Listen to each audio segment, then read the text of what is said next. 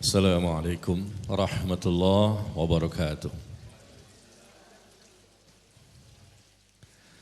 Innal hamdalillah nahmaduhu wa nasta'inuhu wa nastaghfiruh wa na'udzu billahi min shururi anfusina wa min sayyiati a'malina.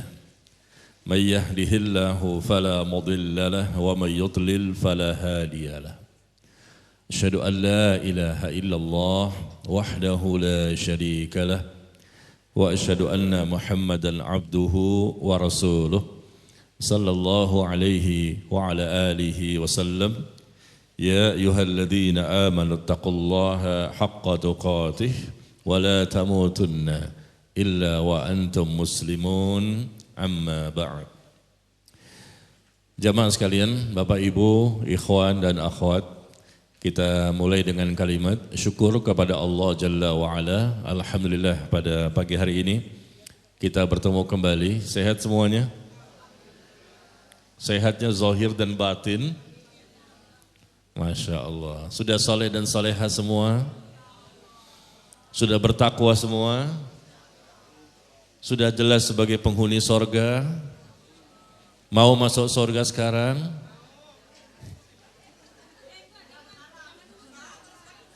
Kalau mau sekarang harus mati dulu. Siap mati enggak? Masuk surga mau, mati enggak siap? Ya, semoga kita semua menjadi penghuni surga ya. Alhamdulillah kita bertemu kembali dan melanjutkan kajian kita dari pembahasan kitab Hadits Arba'in. Hadits Arba'in adalah kitab yang berharga, yang berkah ya, Masya Allah. Sudah 800 tahun yang lalu. Ya, sudah 8 abad ditulis oleh Al-Imam An-Nawawi rahimahullah. Kitab yang dibahas di berbagai belahan dunia. Ditulis penjelasannya, syarahnya oleh para ulama dari zaman ke zaman. Dan kita terakhir pada bulan Ramadan ya, membahas hadis Arba'in, bahkan sebelum Ramadan ya, terakhir itu sebelum Ramadan kita membahas hadis Arba'in yang ketiga. Ya, karena pas Ramadan kita bahas tematik tentang Ramadan, berarti hari ini kita masuk kepada Al-Hadithur Rabi', hadis yang keempat. Silakan Bapak Ibu, ikhwan dan akhwat untuk melihat teks hadis ya. Hadis Arba'in yang keempat, barangkali di bukunya, kitabnya, atau yang tidak punya bisa di searching di Google, ya di handphone masing-masing bisa di searching di Google, atau kalau buku nggak ada, handphone pun nggak ada, bisa di searching di hafalannya, ya Pak ya, searching di hafalan hadisnya, Masya Allah. Ya, kita mulai ya, hadis yang keempat ini panjang, semoga waktunya cukup. Wa an Abi Abdurrahman Abdullah bin Mas'ud radhiyallahu anhu. Hadis dari Abu Abdurrahman yang bernama Abdullah bin Mas'ud. Ya, Abdullah bin Mas'ud. Disebut juga dengan Abu Abdurrahman. Ini kunyahnya. Kunyah itu bapak ya. Abu itu bapak, Abdurrahman biasanya disandarkan kepada anak pertama. Abu Abdurrahman. Baru nama seseorang. Itulah kebiasaan bangsa Arab ya. Seperti saya bernama Najmi, tapi saya punya anak pertama Muhammad, maka disebut Abu Muhammad. Kalau ibunya Ummu Muhammad. Nah, di sini Abdullah bin Mas'ud radhiyallahu anhu disebutkan kunyahnya. Kunyah itu sebutan panggilan yang biasa disebut sehari-hari Abu Abdurrahman. Dan ini yang lebih sering digunakan dalam kehidupan sehari-hari. Ya. Nah, kemudian Abdullah bin Mas'ud atau sering disebut dengan Ibnu Mas'ud. Karena Abdullah itu banyak sekali namanya. Banyak sekali sahabat juga bernama Abdullah bin Abbas, Abdullah bin Mas'ud, Abdullah bin Umar. Maka dipendekkan biasa dengan Ibnu Umar, Ibnu Abbas, Ibnu Mas'ud. Ya, demikian. Jadi karena saking banyaknya nama Abdullah biasa disebut dengan singkat saja. Ibnu Mas'ud, Ibnu Abbas atau Ibnu Umar. Nah, beliau sahabat yang bernama Abdullah bin Mas'ud ini, beliau berkata, Haddatsana Rasulullah sallallahu alaihi wasallam huwa as-sadiqul masduq. Rasulullah sallallahu alaihi wasallam menyampaikan kepada kami, telah menyampaikan kepada kami, dan beliau adalah orang yang benar dan dibenarkan. Rasul itu orang yang benar dan juga dibenarkan. Apa yang Rasul sampaikan itu semua tidak ada kesalahan dalam menyampaikan risalah, dalam menyampaikan dakwah yang datang dari Allah tabaraka wa taala. Rasul benar dan dibenarkan juga oleh Allah. Ya, dan dengan perantara malaikat Jibril, Rasul bisa mengetahui dan bisa mendengarkan firman Allah yang disampaikan kepada beliau, sebagaimana yang kita baca saat ini. Ada 114 surat yang semuanya ada 30 juz, ya. Wa ma yantiqu 'anil hawa in huwa illa wahyu yuha. Tidaklah Rasul itu, kata Allah, berkata dengan hawa nafsunya, tetapi apa yang beliau sampaikan dengan tuntunan wahyu. Jadi dijaga oleh Allah, maksum, terjaga dari kesalahan. Berbeda dengan manusia-manusia yang lain. Ya, kita tidak maksum, meskipun nama kita Kiai Haji Maksum. Ya, namanya maksum, terjaga, terpelihara, tapi tidak bisa sama dengan para nabi dan rasul yang memang memiliki nilai khusus, ya, keistimewaan. Allah jaga imannya, ilmunya, amalnya, Allah jaga fisiknya, hatinya, Allah jaga berbagai macam hal, dan memang memiliki kelebihan-kelebihan yang tidak dimiliki oleh manusia lain yang disebut dengan mukjizat. Ya, jadi mukjizat jangan disandarkan kepada manusia biasa. Kadang-kadang kita baca di sosial media, ya, ada mukjizat terjadi, mukjizat padahal manusia biasa. Jangan disandarkan. Mukjizat itu kalimat, ada kelebihan yang dimiliki oleh para nabi dan rasul yang datang dari Allah, dan itu bukan hasil upaya mereka sendiri. Bukan hasil kecerdasan mereka, kekuatan mereka, bukan. Itu semata-mata pemberian dari Allah. Ya, mukjizat itu istilah untuk para nabi dan rasul yang memiliki kelebihan yang tidak bisa dilakukan oleh manusia-manusia yang lain. Baik, jadi di sini Abdullah bin Mas'ud ingin menginformasikan bahwa Rasul menyampaikan kepada kami, dan dia untuk menegaskan kembali, tanpa disebutkan seperti ini pun para sahabat semua tahu Rasul itu benar dan dibenarkan. Tetapi dalam menyampaikan hadis ini beliau mengukuhkan kali, mempertegaskan kembali bahwa Rasul itu orang yang benar dan tidak pernah berdusta, dan dibenarkan juga oleh Allah tabaraka wa taala. Makanya sebelum diangkat sebagai nabi dan rasul, beliau sudah dikenal oleh masyarakat kafir Quraisy dengan istilah Al-Amin. Beliau mendapatkan gelar Al-Amin, orang yang jujur, orang yang terpercaya, orang yang amanah. Sebelum diangkat sebagai nabi dan rasul di usia 40 tahun. Ya. Jadi makanya orang-orang kafir Quraisy sebetulnya mereka tahu bahwa Rasul itu benar ketika diangkat sebagai nabi dan rasul. Karena sebelumnya memang tidak pernah berdusta. Tidak pernah berbohong sama sekali. Maka mereka sering menitipkan barang-barang mereka, menitipkan uang-uang mereka kepada Nabi ketika mereka ingin safar. Ya, di zaman kita kan kita menitipkan uang di bank. Aman katanya di bank, ya, di rumah takutnya kecurian, dirampok segala macam. Nah, di zaman dahulu orang-orang kafir Quraisy justru mereka menitipkan barangnya, uangnya ke Rasulullah sebelum Nabi diangkat sebagai rasul. Menitipkan ke Rasulullah karena pasti aman, terpercaya, tidak akan digunakan barang kita dan uang kita untuk hal-hal yang lain. Demikian, ya. Nah, baru Abdullah bin Mas'ud menyampaikan hadis dari Nabi SAW yang berbunyi, inna ahadakum yujma'u khalquhu fi batni ummihi arba'ina yawman nutfah. Kata Nabi SAW, sesungguhnya setiap dari kalian, ya, dikumpulkan penciptaannya di perut ibunya sebagai setetes mani selama 40 hari. Dikumpulkan dalam perut ibunya ketika hamil, ya. Mulailah yang awal-awal itu dikumpulkan dalam perut ibunya berupa janin, ya.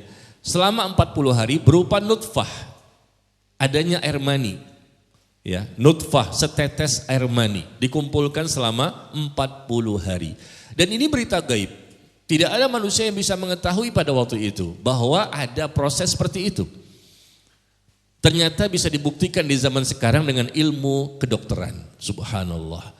Tidak ada satupun manusia yang bisa membuktikan proses-proses, fase-fase ketika janin itu ada dalam perut seorang ibu selama 9 bulan 10 hari kurang lebih ya.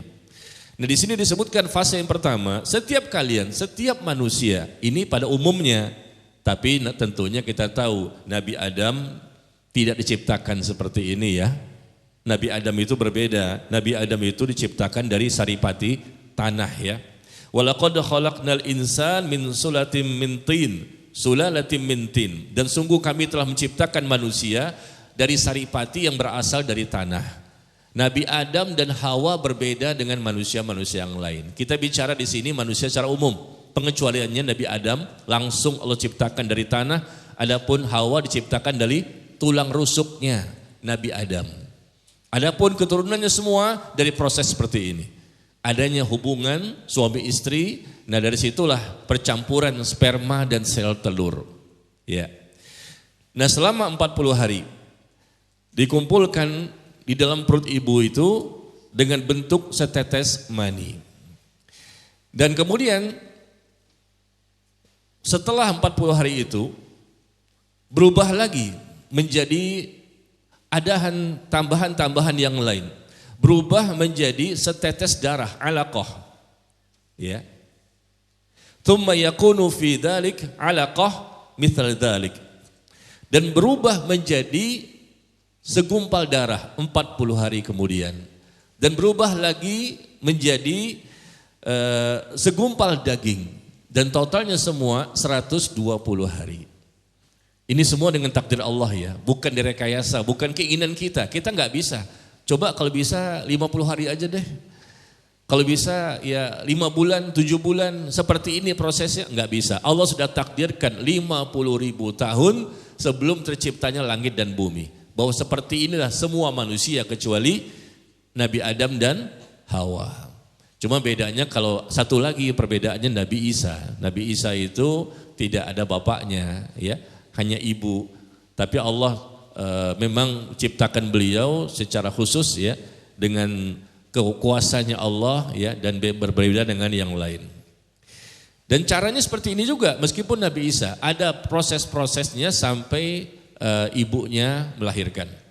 Nah ini yang pertama kali mesti kita pahami bahwa ada 3 fase disebutkan pertama nutfah, kemudian alaqah, kemudian mudghah. Setetes mani, segumpal darah, segumpal daging. Nah kalau kita ingin lebih detail lagi silakan Bapak Ibu lihat di surah Al-Mu'minun. Di surah Al-Mu'minun ayat yang ke-14. Di surah Al-Mu'minun, surah ke-23, ayat yang ke-14. Allah menyebutkan, "Tsumma khalaqnan nutfah 'alaqah, fa khalaqnal 'alaqah mudghah." Kemudian air mani itu kami jadikan sesuatu yang melekat. Ya, bercampur baur, air mani sperma dengan sel telur, ya. Air mani itu kami jadikan sesuatu yang melekat. Lalu sesuatu yang melekat itu kami jadikan segumpal daging. Dari air mani, segumpal darah, lalu segumpal daging. Nah kemudian, dan segumpal daging itu kami jadikan tulang belulang. Nah tambahannya ada di Al-Quran. Di hadis ini nggak disebutkan tulang belulang. Hanya disebutkan 3 saja. Yaitu air mani, darah, dan segumpal daging ya. Tapi di Al-Quran ditambahkan lagi rinciannya. Bahwa setelah itu dijadikan tulang belulang. Lalu tulang belulang itu kami bungkus dengan daging lagi. Subhanallah. Satu pun manusia tidak bisa membuktikan. Kenapa? Enggak kelihatan dalam perut kita. Belum ada MRI. Belum ada yang namanya apa Bu? Kalau kita periksa kehamilan di dokter itu. USG ya. Kok saya bilang kita sih? Kok saya kata kita? Kita enggak boleh kita ya. Ibu maksudnya. Kalau saya kan enggak pernah Bu. Enggak pernah saya diperiksa USG. Iya, karena emang enggak pernah hamil kita Pak ya. Iya. Nah, itulah proses yang disebutkan lebih detail di surah Al-Mu'minun ayat 14 ya. Dari mulai pertama air mani, kemudian sesuatu yang melekat, berarti darah, kemudian menjadi segumpal daging, kemudian jadi tulang belulang, lalu kami bungkus tulang itu dengan daging lagi. Kemudian kami menjadikannya makhluk yang berbentuk lain. Subhanallah. Maha suci Allah ya. Sesuatu yang tidak mungkin bisa dilakukan oleh manusia. Ini Tuhannya manusia. Bagaimana manusia yang dijadikan sebagai Tuhan? Padahal dia melalui proses seperti ini juga. Ada kan manusia-manusia ya di agama-agama yang lain. Sebetulnya mereka menyembah manusia. Manusia dijadikan Tuhan. Padahal melalui proses ini juga. Kalau mau hebat-hebatan, sebetulnya Nabi Adam lebih hebat dibandingkan Tuhan-Tuhan yang mereka sembah, yang sebetulnya manusia juga dan melalui proses ini juga. Nabi Adam tidak melalui proses ini, langsung Allah ciptakan dengan tangannya, ya dari tanah, dan Hawa diciptakan dari tulang rusuk Nabi Adam alaihissalam. Ya begitulah, memang hidayah itu mahal sekali, tidak diberikan kepada sembarang manusia ya. Subhanallah, sesuatu yang sangat mudah untuk dipahami sebetulnya. Karena tidak mungkin manusia bisa menciptakan seperti ini. Apalagi menciptakan langit dan bumi. Tapi kenapa manusia diangkat sedemikian rupa, diagungkan, disucikan, ditinggikan, dibesarkan, padahal dia manusia biasa sama seperti kita. Semua Tuhan-Tuhan yang lain selain Allah itu makhluk dan manusia. Hanya satu-satunya agama yang kita bertuhan kepada pencipta manusia, pencipta seluruh makhluk. Ya. Taib. Jadi beginilah caranya Allah untuk menciptakan manusia, ya. Dan dari mana air mani itu keluar? Siapa yang tahu? Dari tulang sulbi. Dari mana sel telur itu keluar? Air mani dari tulang sulbi. Kalau sel telur wanita dari mana?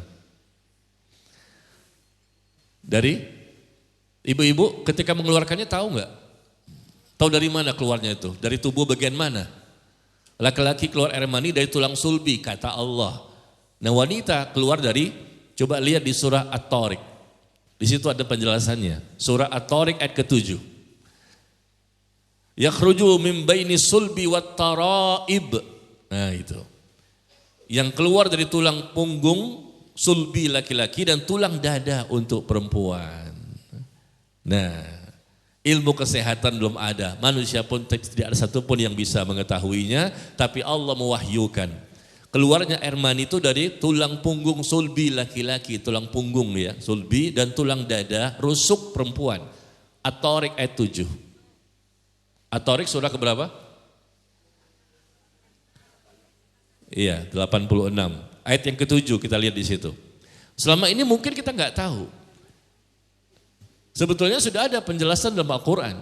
Dari mana air mani itu keluar dari laki-laki? Dari tulang punggung, dari sulbinya laki-laki. Adapun perempuan dari tulang dadanya, rusuknya perempuan. Dari situlah, tapi kita tidak bisa mengetahui karena ini masalah-masalah yang belum kita pelajari mungkin sebelumnya ya, apalagi di zaman dahulu tidak satupun manusia yang tahu, tabib manapun, dokter manapun.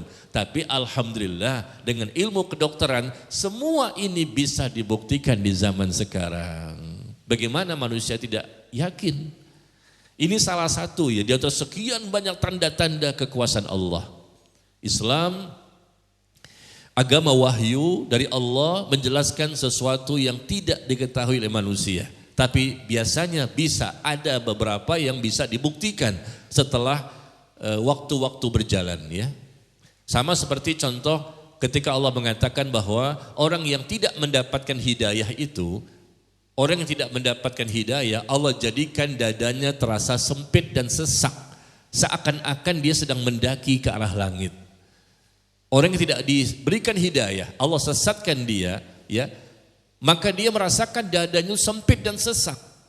Karena kalau diberikan hidayah, lapang dia, tenang dia, tentram hidupnya, bahagia dia. Tapi tidak diberikan hidayah, dadanya sempit dan sesak. Gelisah, galau, bingung, stres yang luar biasa. Seakan-akan, kata Allah, dia sedang mendaki ke arah langit. Kenapa disebut ke arah langit? Oh ternyata baru sekarang bisa dibuktikan. Kalau semakin ke arah langit, kita kekurangan oksigen dan susah bernafas. Dada terasa sempit dan sesak. Ini perumpamaan dulunya tidak ada yang bisa mengetahui karena manusia tidak ada yang berhasil untuk bisa naik ke atas. Ya, kecuali Nabi SAW Isra dan Mi'raj itu beda, caranya beda, bukan manusia secara umum. Nah ini juga ya termasuk sesuatu yang dulunya belum diketahui, saat ini sudah diketahui dengan ilmu teknologi yang semakin canggih ya. Makanya berbondong-bondong orang-orang kafir masuk Islam dengan sebab adanya pembuktian satu persatu ayat Al-Quran yang bisa dibuktikan di zaman sekarang. Semakin naik ke atas, semakin kurang oksigen, dada semakin sempit dan sesak. Subhanallah, bisa dibuktikan. Termasuk ini juga proses fase-fase penciptaan manusia di awal-awal. Yang awalnya cuma nutfah menjadi alaqah, ya, menjadi mudghah, setetes air mani, kemudian menjadi darah, menjadi segumpal daging. Setelah daging adanya tulang, setelah tulang dibungkus lagi dengan daging. Setelah itu Allah tiupkan ruh. Jadilah manusia yang lain, berbentuk yang lain. Sebagaimana Allah sebutkan di surah Al-Mu'minun ayat 14 ya. Ya.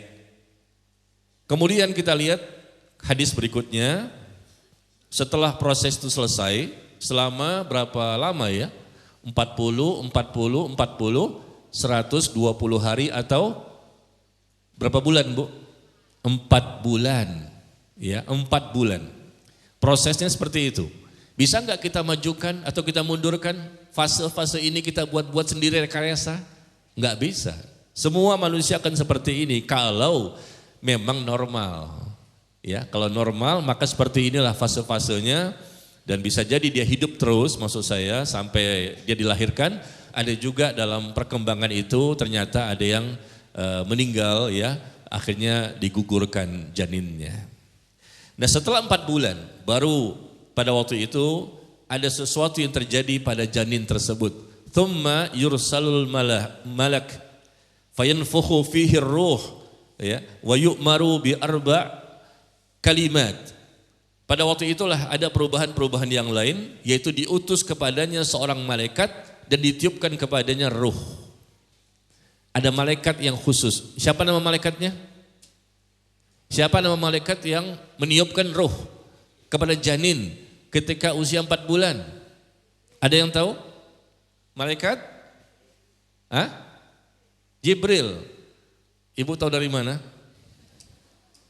Pernah bertanya kepada malaikat Jibril? Siapa nama malaikatnya? Nama malaikat yang meniupkan ruh pada waktu 4 bulan pada kondisi semua manusia ya, tidak ada informasinya dalam Al-Quran dan hadis. Ibu bisa tahu ya, subhanallah. Malaikat Jibril. Para ulama itu enggak tahu loh, tapi ibu bisa mengetahuinya. Dari mana itu berita gaibnya itu loh? Kan enggak ada disebutkan dalam Al-Quran, tidak ada, di hadis tidak ada nama-namanya. Ya sudah, kita katakan wallahu a'lam bishawab, selesai. Ustadz sengaja mancing-mancing doang. Pengen tahu ada enggak yang berani ngucapin? Ada ternyata. Kena prank. Kena prank. Iya, ada nama malaikat yang diinformasikan kepada kita. Ada juga yang kita tidak tahu, ya sudah selesailah, jangan dibuat-buat ya. Nama malaikat itu banyak loh. Jumlah malaikat itu lebih banyak dibandingkan manusia. Lebih banyak dibandingkan manusia, dan mereka punya tugas-tugas yang banyak juga.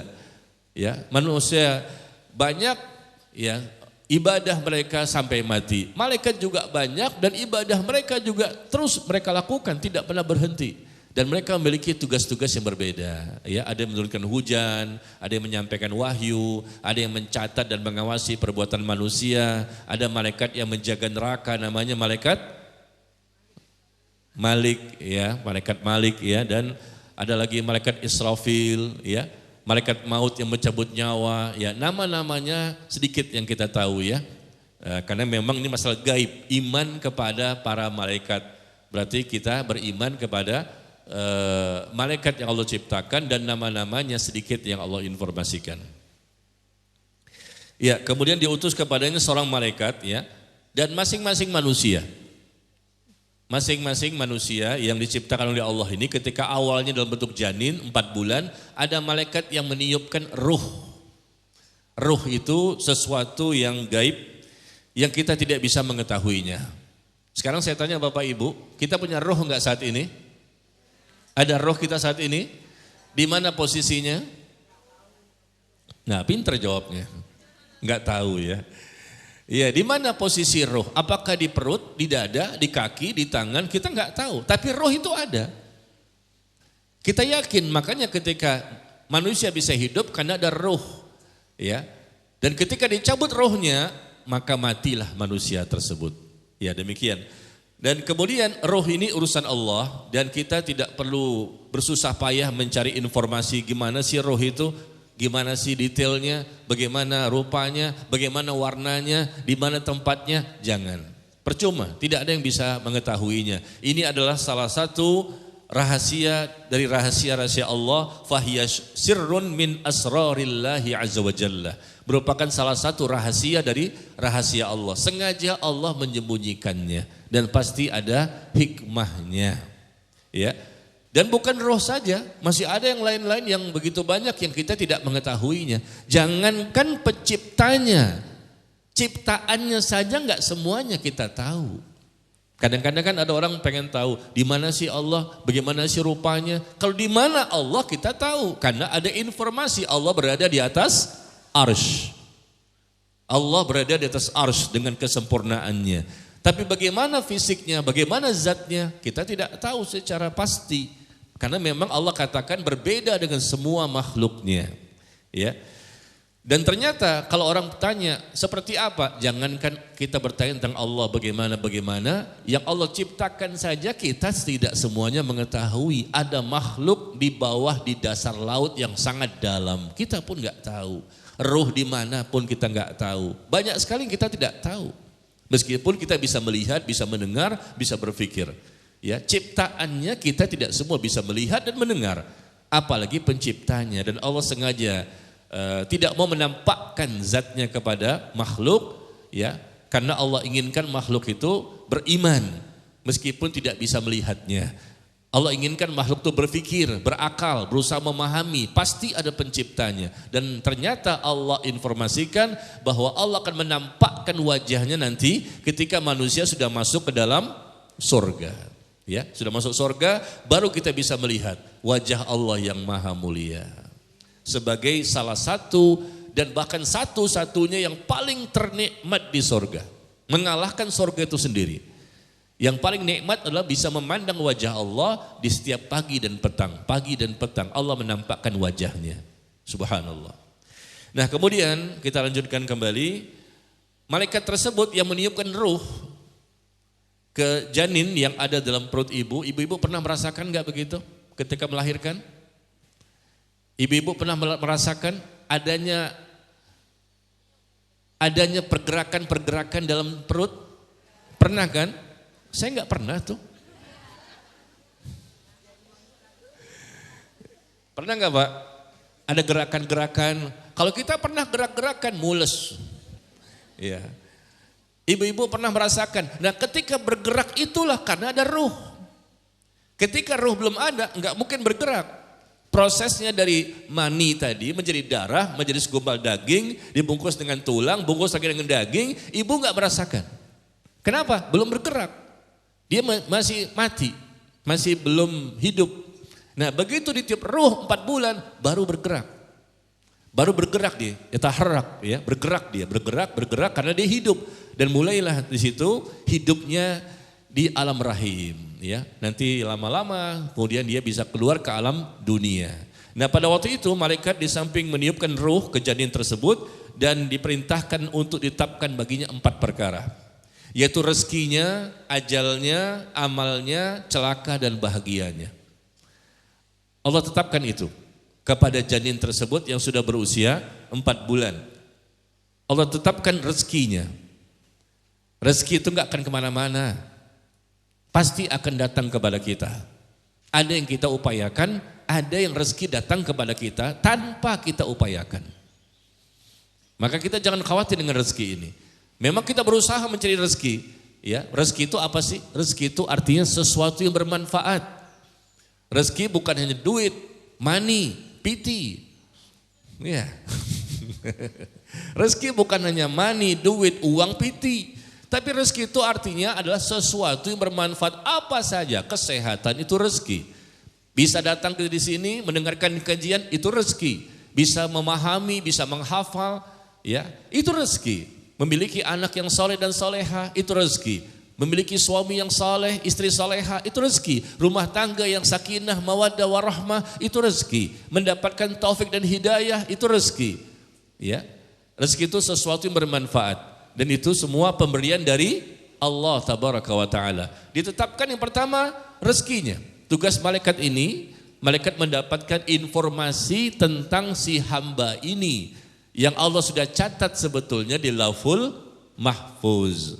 Ya, Allah berikan infonya kepada malaikat tersebut ya untuk dicatat tentang rezekinya. Masing-masing manusia punya rezekinya.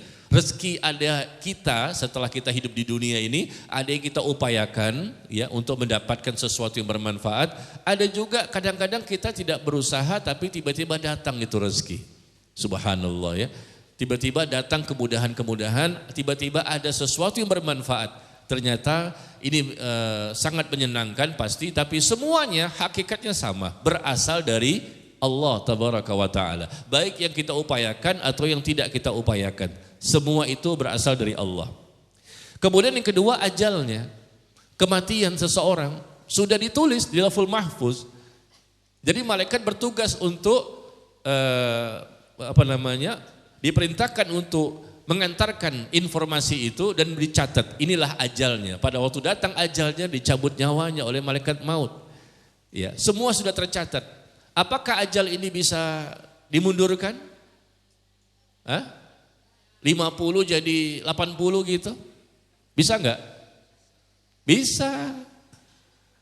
Ajal sudah ditulis, ditetapkan dia mati umur 50. Tapi jika Allah berkehendak, kalau kita yang berkehendak enggak bisa. Tapi catatan itu yang ada di Lauhul Mahfuz dalam takdir Allah bisa berubah enggak? Bisa berubah dengan kehendak Allah. Jika Allah berkehendak yang awalnya 50 menjadi 55 bisa.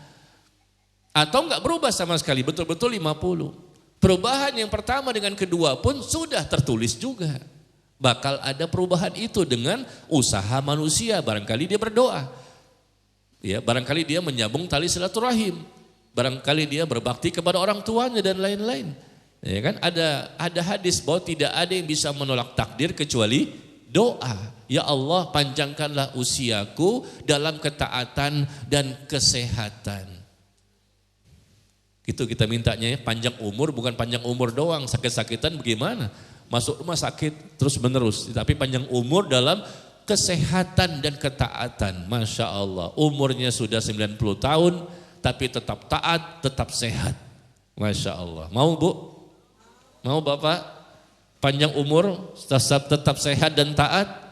Maulah, karena kita ingin bekalnya lebih banyak lagi. Takutnya kalau sekarang dicabut, kita belum siap, karena dosa kita banyak, terutama saya. Kalau ibu-ibu sih dikit.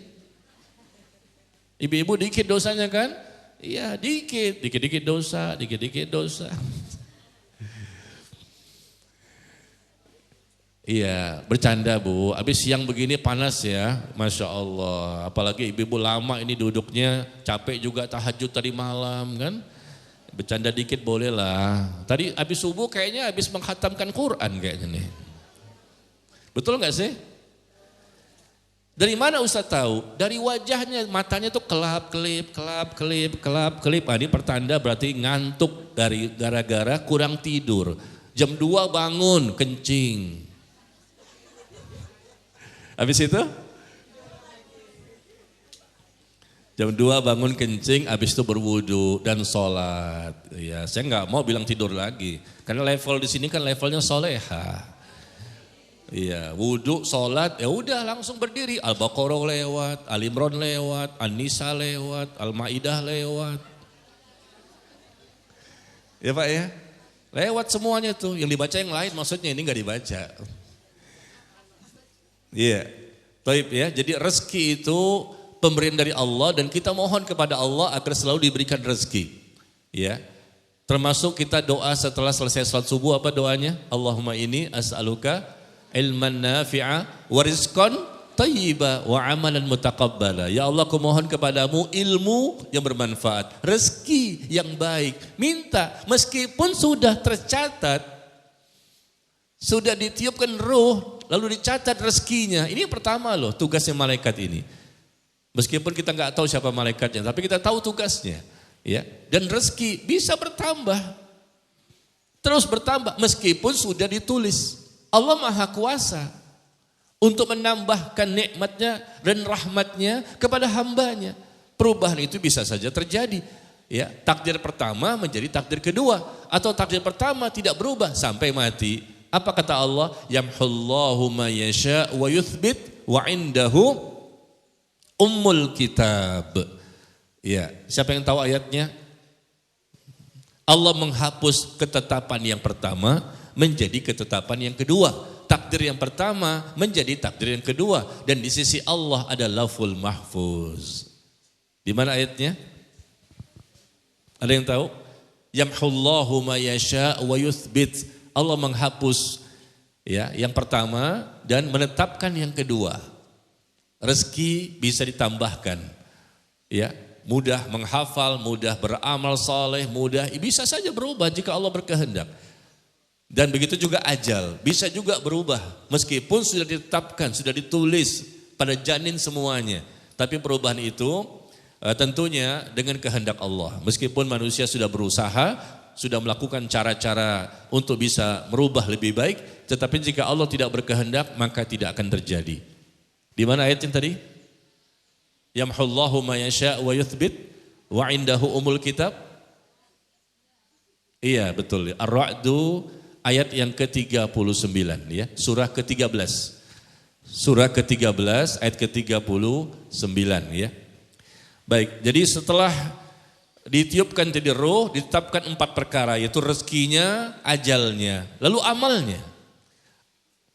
Amalnya bagaimana nanti dia beramal? Allah tetapkan. Begitu juga bagaimana celakanya dan bahagianya selama hidup di dunia, Allah sudah tetapkan. Tapi jangan mengatakan Allah itu tidak adil. Loh kok bisa begini? Kita diatur semua. Lalu bagaimana kita, untuk apa kita beramal soleh? Sedangkan Allah sudah tetapkan ini. Tapi meskipun sudah ditetapkan seperti ini, kita diberikan akal, kemampuan untuk bisa berpikir. Ya, ada 2 kiri dan kanan, benar dan salah, hitam dan putih. Kita mampu bisa membedakannya. Fa'alhamaha fujuraha wa taqwaha. Kami ilhamkan kepada mereka, kepada manusia. Ini jalan keburukan, ini jalan ketakwaan. Manusia punya akal yang sehat, bisa memilih. Ya. Dan nanti akan kita lihat bagaimana firman Allah yang menjelaskan masalah ini. Nah, seperti apa? Sebagaimana yang bisa kita lihat di surah At-Takwir. Silakan lihat di surah At-Takwir. At-Takwir juz 30 ya. Ayat 28 dan 29. Di surah At-Takwir ayat 28 dan 29. Liman syaa'a minkum ayyastaqim wa ma tasyaa'una illa ayyasha Allahu rabbul alamin. Bagi siapa di antara kalian yang menghendaki menempuh jalan yang lurus. Ada kehendak manusia. Manusia itu punya kehendak. Allah akan tetapkan sebagai takdirnya. Meskipun sudah dicatat, tapi manusia juga diberikan kehendak. Mau enggak berubah? Mau enggak lebih baik?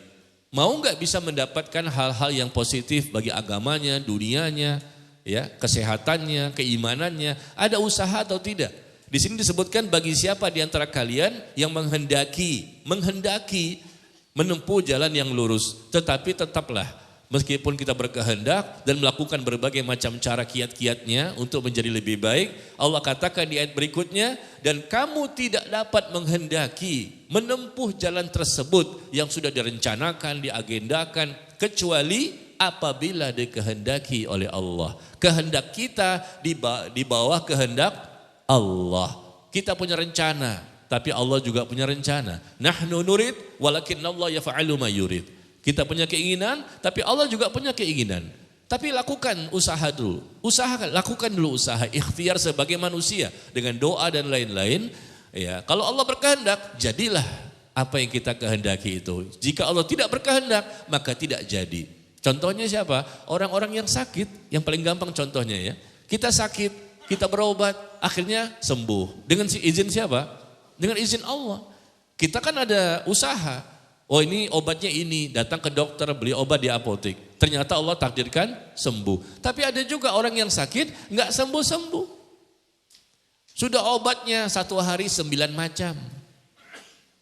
Tuh orang yang pasang ring biasanya tuh ya, sakit jantung tuh pasang ring. Ibu pernah ke pasang ring? Ring tinju. Pasang ring di jantung itu Pak, ring pertama, ring kedua, ring ketiga sampai ring 12. Ada tuh murid saya, pasang ring sampai 12. Ya Allah banyak banget itu. Ada besi dimasukkan ke dalam itu berarti sudah banyak penjumbatan ya di jantungnya. Kalau ujung-ujungnya bypass ya, bukan bypass di Jakarta itu jalan tol itu bukan ya. Tapi bypass itu dibelek. Tahu dibelek? Dibelah ya. Ya banyak mampet-mampet tuh dipotong-potong dan disambung dengan urat yang ada di kaki. Begitu Bu. Karena banyak yang mampet, ya darah nggak mengalir, dipotonglah, diganti dengan urat dari kaki, diambil, dipindahkan ke jantung. Itu proses bypass. Ya. Jadi seperti itu kan, ada orang yang sakit, dia beli obatnya, obat ini benar kata dokter semua, dokter mengatakan ini obatnya, belilah di apotek, tapi nggak sembuh sampai mati. Nah, ada yang berusaha beli obat, ternyata Allah takdirkan sembuh. Ada orang yang sakit beli obat, ternyata nggak sembuh. Nah begitulah ya. Jadi tetap manusia berkehendak. Ya, tapi Allah melihat kalau memang mereka berkehendak untuk kebaikan, Allah bantu, silakan. Dia akan menjadi lebih baik. Tapi kalau mereka berkehendak kepada keburukan, Allah takdirkan juga. Allah takdirkan artinya Allah izinkan, silakan. Ya. Mau yang mana? Mau ke kiri atau yang kanan? Kata Allah, wa qulil haq. Katakan ya kebenaran itu, coba lihat di surah Al-Kahfi. Di surah Al-Kahfi ayat ke-29. Wa qulil haqqu mir rabbikum. Katakanlah kebenaran itu berasal dari Tuhanmu. Al-Kahfi 29. Katakanlah kebenaran itu dari Tuhanmu. Faman syaa minkum, barang siapa di antara kalian yang hendak beriman, maka hendaknya dia beriman. Dan barang siapa di antara kalian menghendaki untuk kafir, maka biarlah dia kafir. Allah berikan dia pilihan, multiple choice, tidak ada paksaan dalam agama ini. La ikraha fid din. Barang siapa menginginkan untuk beriman, hendaknya dia beriman. Barang siapa menghendaki, jadi ada kehendak dalam diri manusia ini. Kehendak untuk melakukan sesuatu. Dan nanti Allah tetapkan. Berdasarkan kehendaknya tersebut. Allah takdirkan dia. Dia maunya jahat, buruk, maksiat, durhaka dan lain-lain. Kehendak dia begitu. Enggak mau berubah, ya sudah. Allah takdirkan dia seperti itu. Jadi Allah tidak pernah salah, Allah tidak pernah zalim ya kepada hambanya. Nah demikian ya secara singkat tentang hadis ini. Kemudian kita lanjutkan teks hadis yang terakhir. Yang terakhir disebutkan di sini, panjang ya. Demi Allah yang tidak ada sesembahan yang berhak disembah selain Allah. Sesungguhnya di antara kalian ada yang melakukan perbuatan ahli surga. Selama di dunia ini, mereka melakukan perbuatan amal-amal soleh. Ya, perbuatan ahli surga. Hingga jarak antara dirinya dan surga tinggal sehasta. Dekat sekali, karena begitu banyak kebaikan-kebaikan dan ketaatan yang dia lakukan selama hidup di dunia. Ya, diibaratkan dia dengan surga itu sangat dekat, tinggal sehasta. Orang semua bisa melihat, wah dia ini orang soleh, wah dia orang baik, wah dia ini orang yang banyak melakukan ketaatan kepada Allah. Ya, dan antara dia dengan surga tinggal sehasta. Akan tetapi telah ditetapkan baginya ketentuan. Takdir ternyata tidak menjadikan dia sebagai penghuni surga. Meskipun dalam pandangan manusia dia ini sepertinya wah tinggal satu langkah lagi lah menuju surga. Karena begitu banyaknya, ini hebat sekali nih orang luar biasa baiknya. Tetapi ternyata takdir menentukan yang lain, dia melakukan perbuatan ahli neraka. Maka masuklah dia ke dalam neraka. Berubah dia, yataghayyar. Awalnya dia orang yang baik, tapi ternyata berubah di pertengahan jalan atau di ujung jalan sebelum dicabut nyawanya. Terjadi perubahan. Dia tidak mau untuk mempertahankan istiqomah di atas ketaatan dan kebaikan yang selama ini dia lakukan. Na'udzubillah. Ternyata orang bisa berubah ya. Yang awalnya baik belum tentu baik sampai akhir hidupnya. Yang awalnya taat, Masya Allah, ikut kajian di mana-mana, dia membaca Quran, dia tiba-tiba berubah di pertengahan jalan atau di akhir-akhir kehidupannya. Mungkin tinggal 1 tahun lagi, seminggu lagi, besok dia mati, hari ini dia berubah. Besok mau mati, hari ini dia berubah. Bisa nggak? Bisa. Kan sayang itu, berubahnya fatal lagi. Berubahnya menjadi murtad. Kan kita nggak tahu kapan kita matinya. Tapi ada orang-orang yang besoknya, kan dia nggak tahu juga kapan dia mati. Hari ini dia murtad, besoknya mati. Yang selama ini barangkali dia menjadi muslim. Nah ini berbahaya, makanya kita jangan sombong dulu nih. Ya. Siapapun dia, dimanapun dia berada, muslim, mukmin, bertakwa, Masya Allah, orang soleh dan soleha, nggak ada yang tahu secara pasti, semuanya masih misteri, bukan miskin. Semuanya masih misteri amal kita ini. Setinggi apapun iman kita, ilmu kita, amal kita, nggak ada yang tahu. Ternyata Rasul menyebutkan bisa berubah. Kenapa bisa berubah? Apakah Allah yang merubahnya? Bukankah dia dikatakan tinggal sahasta dan dikatakan dia ini sepertinya ahli surga. Gampang sekali karena dimudahkan oleh Allah nantinya karena dia memang kelihatan sekali akidahnya benar, ibadahnya benar, akhlaknya mulia, Masya Allah. Banyak sekali lah perjuangan dan pengorbanan. Tapi ternyata bisa jadi Allah yang maha mengetahui yang gaib, Allah melihat di niat yang ada di hatinya ternyata tidak ikhlas. Dalam pandangan manusia dia baik. Orang kan nggak tahu. Ternyata baik dalam pandangan manusia, ternyata di hatinya tidak ikhlas. Dia ingin ria, ingin pamer, ingin ujub, ingin sombong, ingin terkenal, viral, heboh.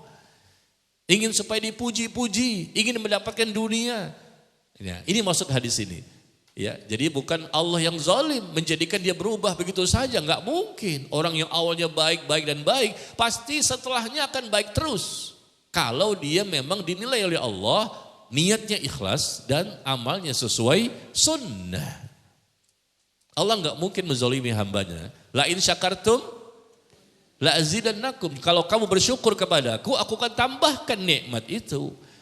Nggak mungkin jadi mundur ke belakang, jadi murtad juga nggak mungkin. Pasti keberkahan ada, kebahagiaan, kemudahan semakin baik. Kalau prosedurnya benar, pasti ada sesuatu pada orang tersebut. Kenapa jadi berubah? Dulunya pakai jilbab loh, sekarang dibuka jilbabnya. Dulunya Islam, sekarang murtad. Dulunya ikut ngaji, sekarang nggak ngaji lagi. Ada tuh teman-teman kita kan, yang awalnya ngaji, hilang blank. Kemana? Iman lagi turun nih, lagi futur, lagi nggak semangat. Kita bantu dia, kita selamatkan dia. Tapi kalau dia tidak mau untuk menyelamatkan imannya, dikhawatirkan kebablasan dan datanglah ajal kematian pas pada waktu itu. Pada waktu itu pas kata dia kan, iman lagi turun ya nantilah mungkin 2 bulan lagi saya naikkan lagi. Ya, iman lagi turun nantilah mungkin minggu depan saya naikkan lagi. Siapa yang tahu? Tiba-tiba pas turunnya dia tidak mau berubah dan turunnya fatal lagi, parah lagi. Sedang berbuat dosa dicabut nyawa. Berarti su'ul khotimah. Na'udzubillah min dzalik ya. Jadi seperti itu tinggal sahasta tapi tidak ada jaminan sehebat apapun seseorang. Tinggal lihat bagaimana innamal a'malu bil khawatim. Sesungguhnya amal itu tergantung di akhirnya. Bagaimana akhir kita itu.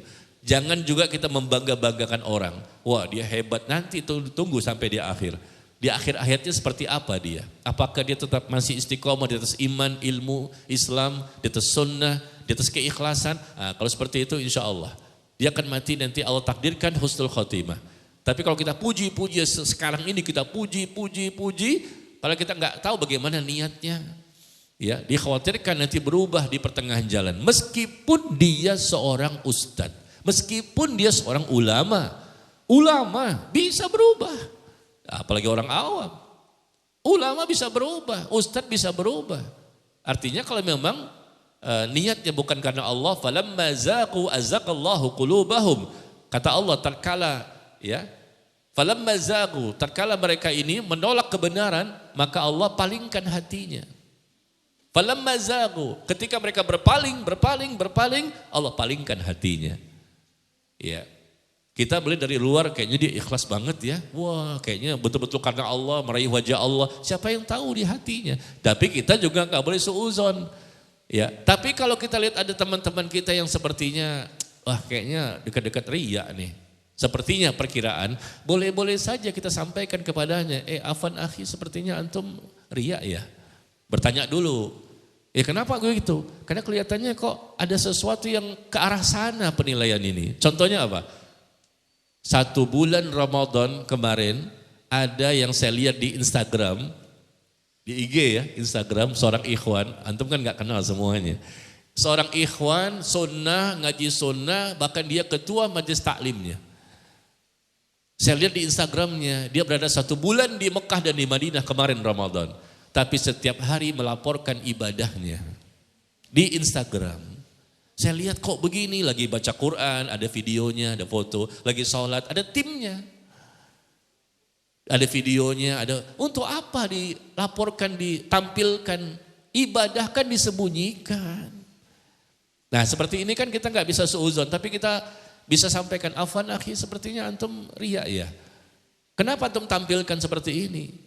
Ibadah 1 bulan di Mekah sana, lagi umroh, ada videonya, ada fotonya, lagi baca Quran, lagi zikir. Ramadan kan 30 hari. Dia tampakkan itu bagaimana ibadah ketika berbuka puasa, ketemu ustadz ini, ketemu ustadz ini. Ini jadi bahan saya nih, nanti di Tanjung Mas nih.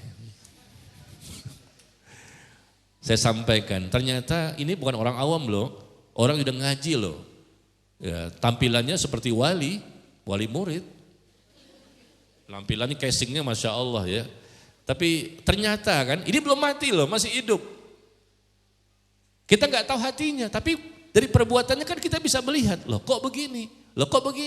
Amal itu jangan ditampakkan, takutnya niat nanti bisa berubah. Kecuali amal-amal yang memang tidak bisa kita sembunyikan, termasuk taklim seperti ini. Coba, kajian jam 7:30 dan ustadznya tidak diketahui. Bisa nggak? Nggak bisa, pasti terlihat kan? Saya terlihat, Bapak Ibu juga terlihat. Ini amal yang tampak. Ya sudah, kita jaga saja masing-masing niat kita. Tapi ada amal yang bisa kita sembunyikan. Misalnya salat duha tadi di rumah. Barangkali ya, kita berinfak, bersedekah, kita sembunyikan. Bisa, tapi kalau amal-amal tertentu yang tidak bisa disembunyikan, apa boleh buat? Nah kita tinggal jaga. Nah seperti ini kan bisa disembunyikan. 1 bulan loh, kita nggak berangkat kemarin umroh. Selama 1 bulan Idul Fitri juga sampai di sana. Wah ini kan Masya Allah nikmat kan ya. Tapi ternyata laporan-laporan seperti ini pas saya lihat di Instagramnya loh, ini bahaya ini. Bahaya. Siapa yang bisa menjamin bahwa kita akan ikhlas sampai mati? Antara ikhlas dan tidak ikhlas itu bedanya tipis, betis. Betis beda-beda tipis. 1 detik yang lalu kita ikhlas, 1 detik kemudian udah gak ikhlas. Maka jangan coba-coba kita tampilkan ibadah kita, kebaikan kita ya di sosial media ataupun pada tempat-tempat yang lain. Ya. Lalu berikutnya adalah sebaliknya, sesungguhnya di antara kalian ada yang melakukan perbuatan ahli neraka hingga jarak antara dia dengan neraka tinggal sehasta. Orang semua tahu dia ini dosa apapun dia lakukan. Tidak ada satupun dosa yang tertinggal. Dosa syirik, zina, minum khamar dan lain-lain semuanya ada pada diri dia. Sehingga orang memperkirakan dia tinggal sehasta. Perkiraan ya, karena kepastian itu tangan Allah. Kita nggak bisa memastikan, karena dia masih hidup. Masih ada waktu untuk bisa berubah lebih baik.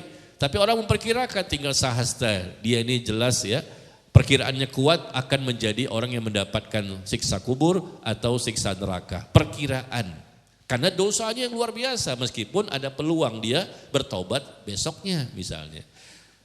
Nah ternyata telah ditetapkan baginya ketentuan, berubah lagi takdir. Ternyata dia melakukan setelah itu perbuatan ahli sorga, maka masuklah dia ke dalam sorga. Apa perbuatan yang dilakukan itu? Ternyata dia bertaubat, dia memperbaiki dirinya, Dia tumbuh rasa takut kepada Allah. Dia mengejar ya amal soleh selama ini yang dia tinggalkan. Yang awalnya antara dia dengan neraka tinggal sehasta dekat sekali. Nggak ada orang yang lebih jelek dibandingkan dia di kampung ini. Di komplek ini, di kota ini, di negeri ini. Dialah yang paling jelek.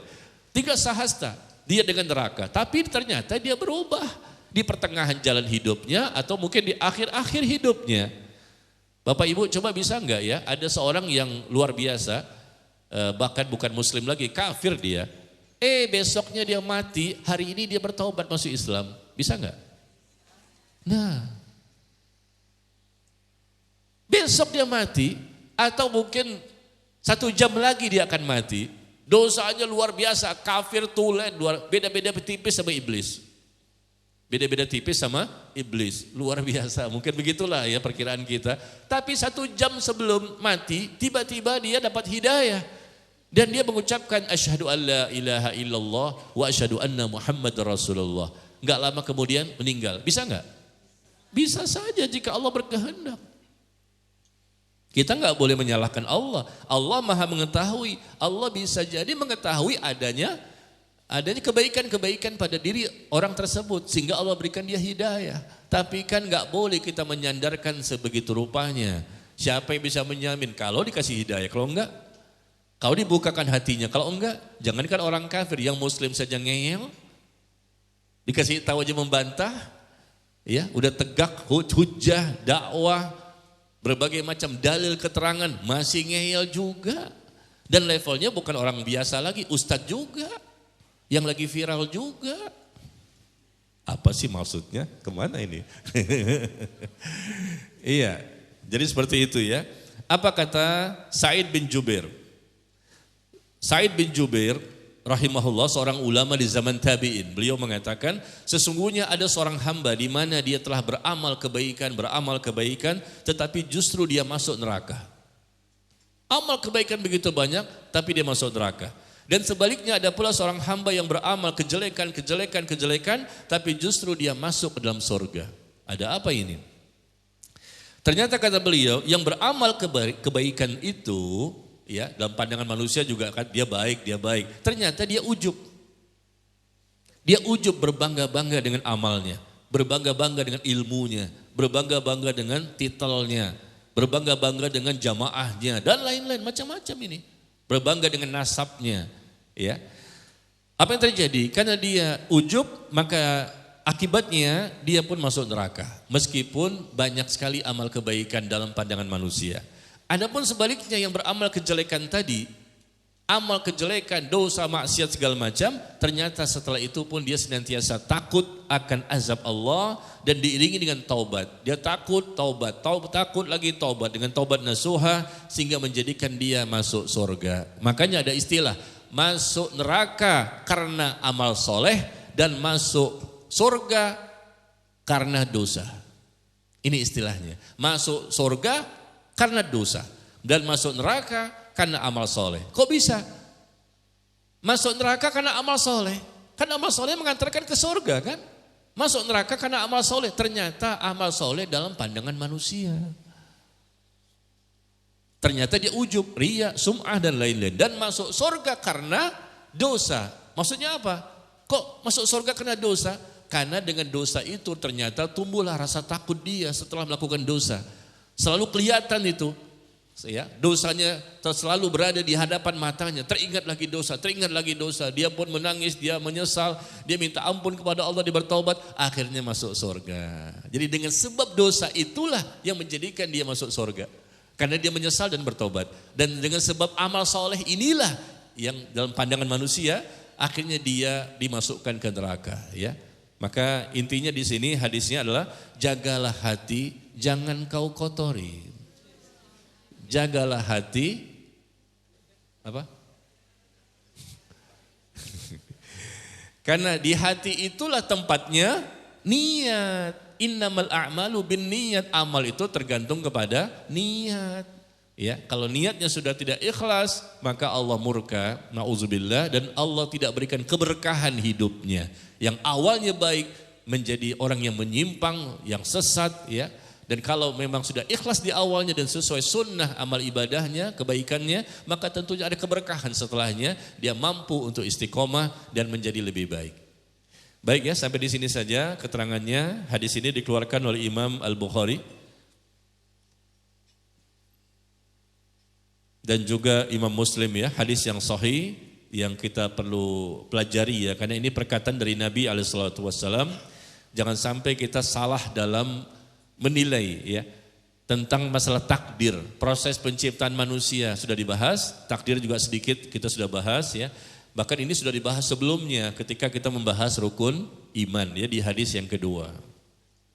Sampai di sini silakan, barangkali ada yang mau bertanya.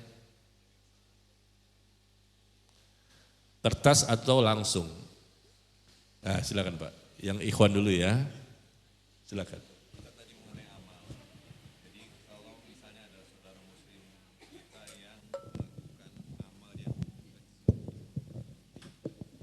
Bismillahirrahmanirrahim. Ustadz tadi mengenai amal, jadi misal ada saudara muslim kita yang melakukan amal yang tidak sesuai dengan sunnah dan Quran, misalnya menikah dengan yang bukan muslim, itu satu. Kemudian yang kedua, saudara muslim menikah tapi ternyata pasangannya tidak menghormati orang tuanya. Nah, sebagai saudara muslim kita sudah melakukan upaya untuk memberitahukan bahwa itu tidak benar. Nah, tapi apakah ini berarti bahwa yang bersangkutan tidak berkehendak untuk berubah atau tidak mendapatkan hidayah dari Allah, Ustaz? Dan kemudian apa yang mesti kita lakukan selanjutnya, Ustaz? Jazakallahu Ustaz. Iya, barakallahu fiik ya. Intinya ketika ada penyimpangan, ada kesalahan, ya, ada kemungkaran, ada sesuatu yang menyelisihi syariat, mungkin kita nggak tahu, tapi dinasehati sama orang tahu, akhirnya kita tahu. Kadang-kadang Pak, Ibu, ada dosa dan kesalahan yang kita tahu itu dosa, tapi kadang-kadang kita nggak tahu kalau itu kesalahan. Kita butuh orang lain untuk mengingatkan. Ya. Nah, intinya ketika sudah tahu di awal, tapi masih melakukannya, ini berbahaya. Takutnya kebablasan. Allah menunggu sampai kapan dia seperti ini, mau bertobat atau tidak. Karena Allah itu menurut prasangka hambanya, mau berubah atau tidak. Karena Allah tidak akan merubah kondisi seseorang sampai orang itu mau, ada keinginan, ada kehendak untuk mau merubah dirinya sendiri. Apa kata Allah? Innallaha la yughayyiru ma biqaumin hatta yughayyiru ma bi anfusihim. Di surah Ar-Ra'd ayat 11.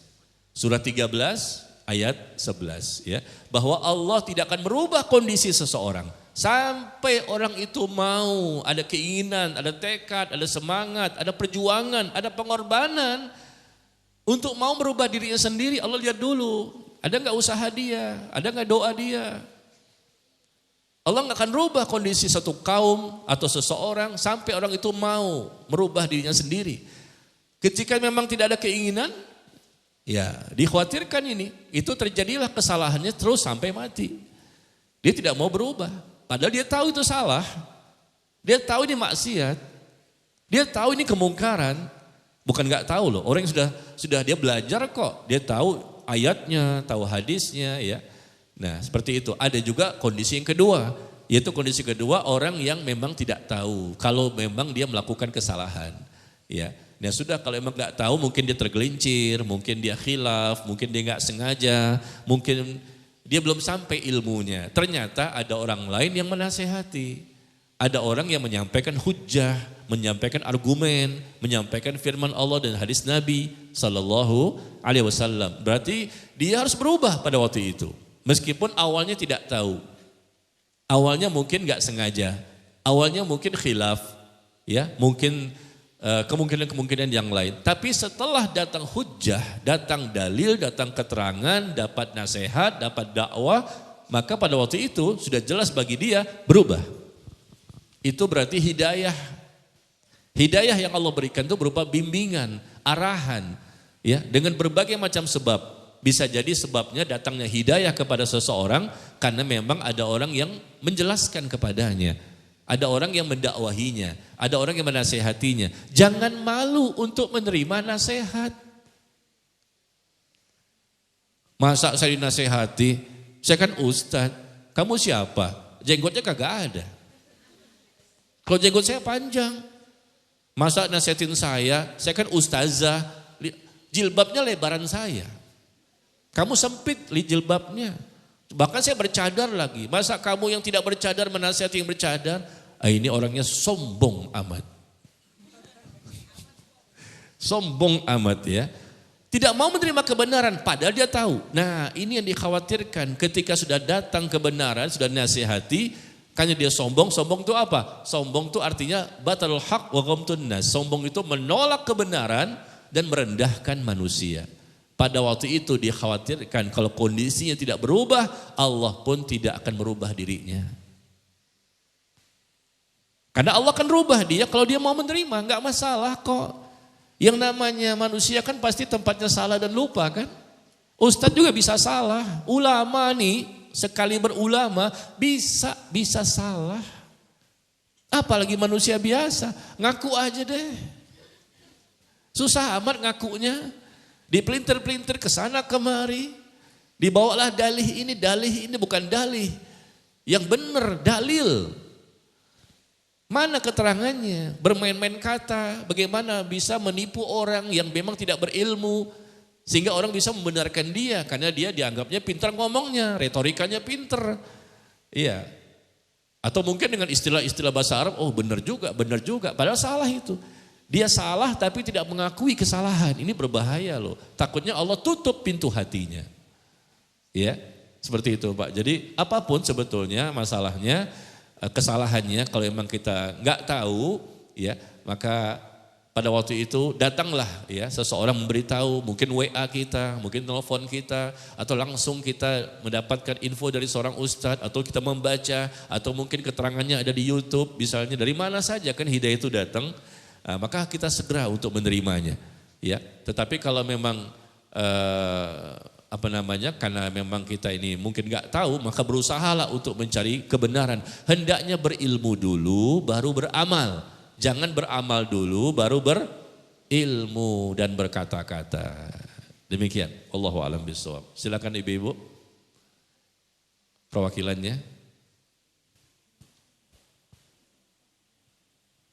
Terima kasih Ustaz, proses kejadian manusia itu kan atas izin Allah. Nah, bagi manusia mungkin kan mendapat keturunan.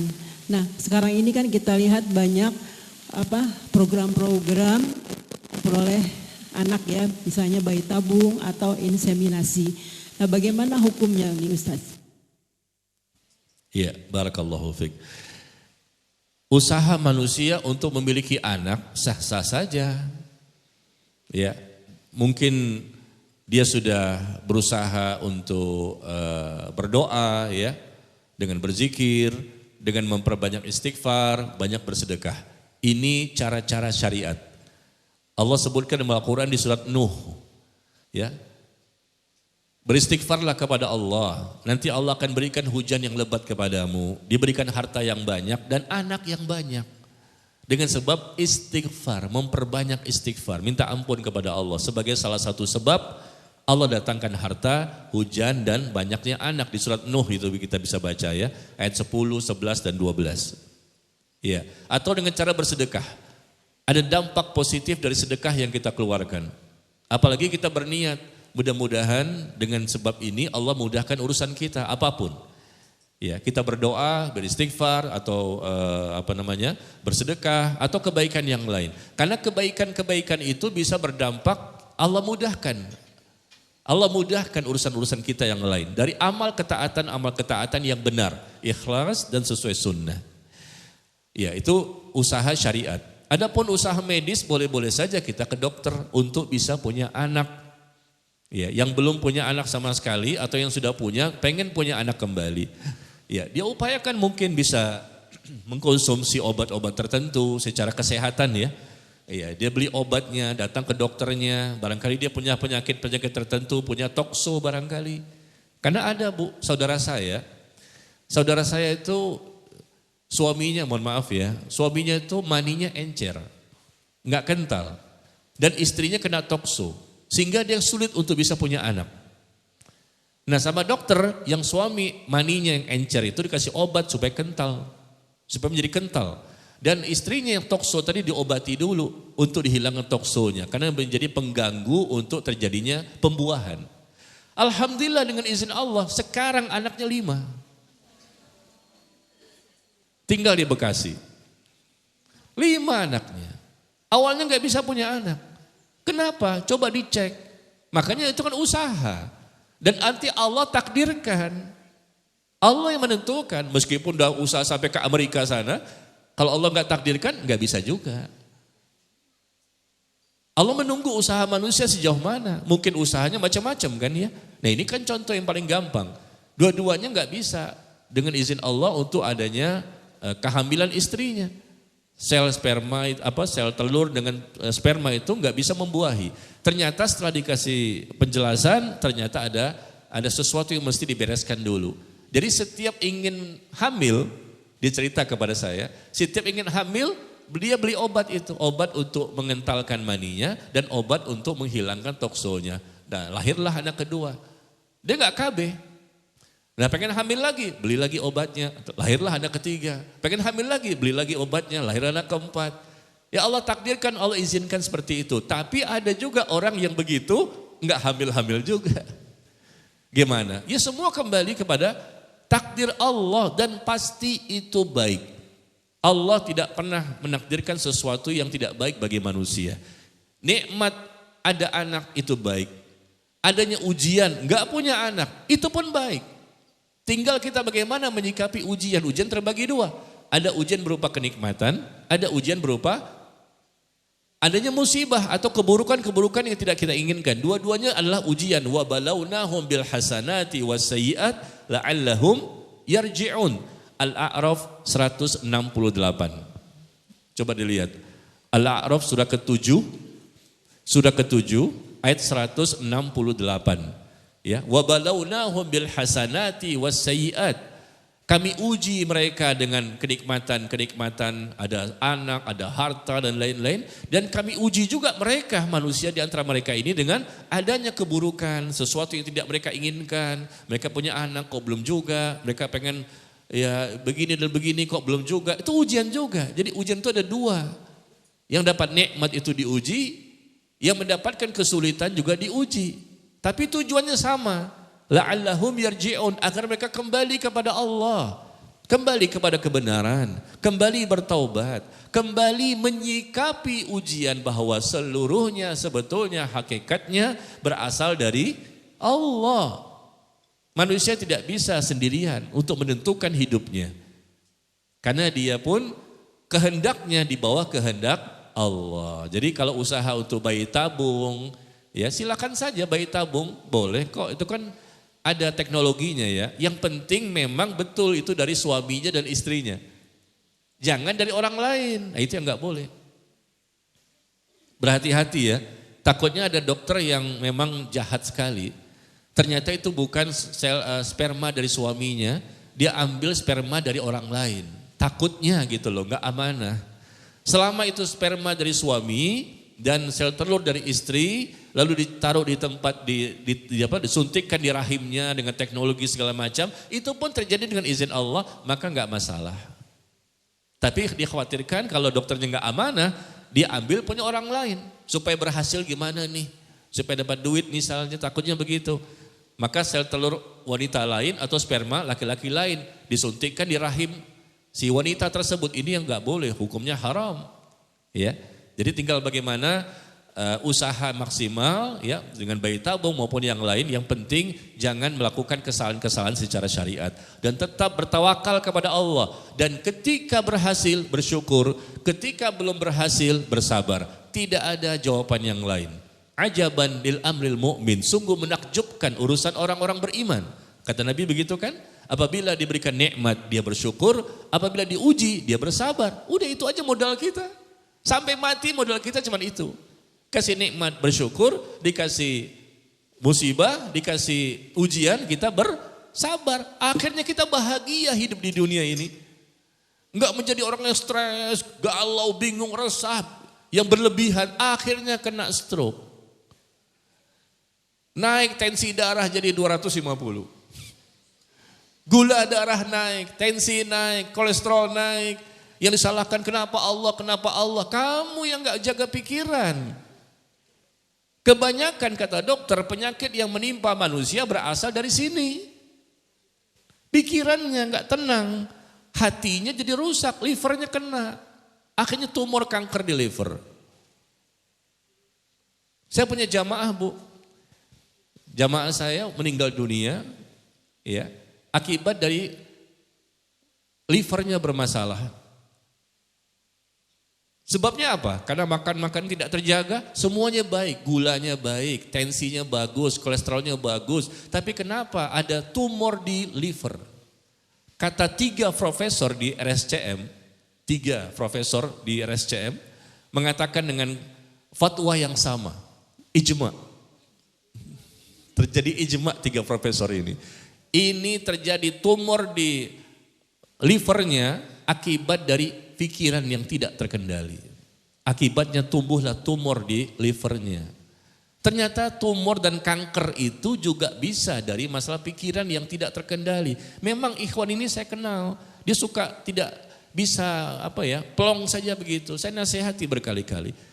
Ada masalah ini, dipikirkah, gimana, was-was gitu loh, nggak tenang dia. Ya, akhirnya dicek semua, bagus semua, tapi kok makin kurus, makin kuning kulitnya. Akhirnya rupanya terdeteksi ada tumor di livernya. Nah liver itu kan hati, pikiran tidak terjaga kena ke hati, bahkan ada kanker hati. Ya begitu ya, jadi serahkan saja semua kepada Allah. Ada anak, alhamdulillah, nggak ada anak, ya sudah gimana lagi. Sabar, mungkin bisa jadi tahun depan. Ada loh yang 10 tahun baru punya anak. Ada juga yang 16 tahun kemudian. Saya kenal orangnya.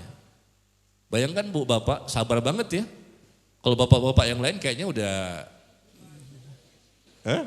Kalau kita gimana Pak? Kayaknya ya sudahlah offside. Atau mungkin tetap sama dia, tapi saya pilih yang baru. Boleh nggak Bu? Lah kan nggak bisa punya anak. Gimana? Barangkali dengan yang baru bisa punya anak, kan alasannya kan kuat ya. Bisa diterima nggak tuh begitu Bu?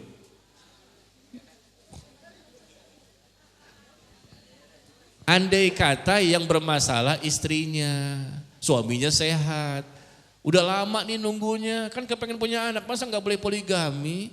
Tetap istri pertama nggak dilepas, boleh nggak? Tetap juga nggak boleh. Kesian dong orang pengen punya anak. Ya mereka udah bertahun, ada 16 tahun kemudian alhamdulillah punya anak. Ini satu lagi terakhir ya. Maksud saya cerita masalah sesuai pertanyaan tadi. Ada ikhwan datang ke tempat saya, dia cerita, Pak Ustadz 3 tahun saya nggak punya anak. Ini 3 tahun ya. Dia coba ikhtiar macam-macam obat ke dokter, nggak punya anak. Tiba-tiba dia datang ke satu dokter. Dia cerita kepada saya, setelah 3 tahun Pak Ustadz, saya lakukan masukan dari dokter tersebut, dengan izin Allah, akhirnya istri saya hamil dan saya punya anak. Lama 3 tahun saya menunggu Pak Ustadz. Terus apa ikhtiar antum? Sehingga Allah mentakdirkan antum bisa punya anak. Ternyata kata dokter ini, Anda kan kerja, istri Anda kerja. Mungkin sama-sama capek. Dua-duanya disuruh ambil cuti, berangkat ke puncak senang-senang. Begitu dia berangkat ke puncak, dia cerita sama saya, kita ambil beberapa hari di puncak, sama-sama ambil cuti. Dengan izin Allah ya kita berhubungan di sana, dengan izin Allah istrinya hamil. Rupanya selama ini ternyata sebabnya apa? Sama-sama capek. Suaminya capek, istrinya capek. Sehingga mungkin produksi dari hormonnya, dari sel telurnya atau maninya berkurang. Bisa jadi lemah begitu. Ternyata itu juga bisa menjadi sebab. Meskipun sama-sama tidak bermasalah loh. Cuma capek doang kata dokter. Dan ternyata Allah takdirkan hamil. Ya, jadi maksud saya usahakan saja apapun usaha-usaha yang tidak menyelisihi syariat, apakah bayi tabung dan lain-lain, tetap kita hanya bertawakal kepada Allah, berdoa sama Allah, ya. Dan kalau Allah kasih maka kita bersyukur, kalau Allah belum kasih maka hendaknya bersabar. Akhirnya kita bahagia hidup ini. Ya, bukan berarti manusia tidak punya masalah, pasti ada. Semua manusia pernah ada masalah, ada musibah, ada ujian, ada cobaan. Tapi yang berbahagia manusia itu adalah yang bisa menyikapi masalah dengan benar. Ya, sekarang balik lagi ke ikhwan ya. Silakan yang tua dulu nih. Yang mana tua ilmu itu? Ya silakan. Pakai mic Pak.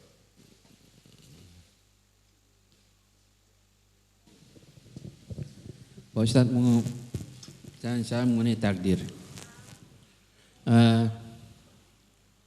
Di dalam surah Al-Qadar kan, itu surah ayat keempat itu disebutkan bahwa malaikat turun ke langit dunia untuk menentukan segala urusan.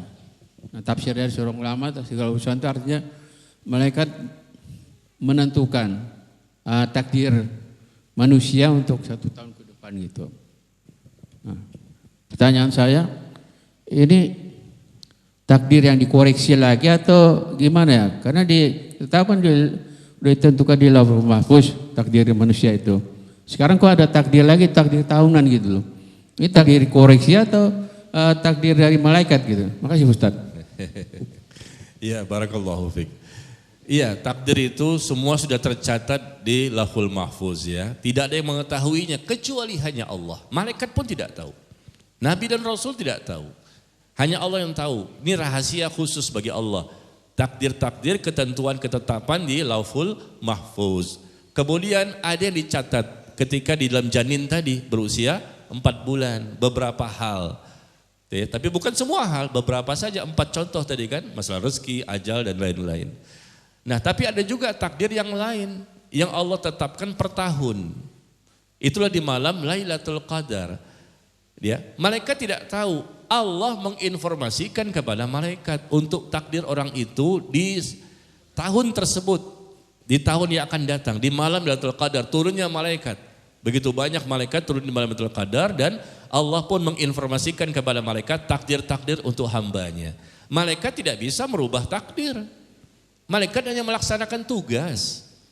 Apa kata Allah itu yang lakukan. Tetapkan, tulis, lakukan, eksekusi.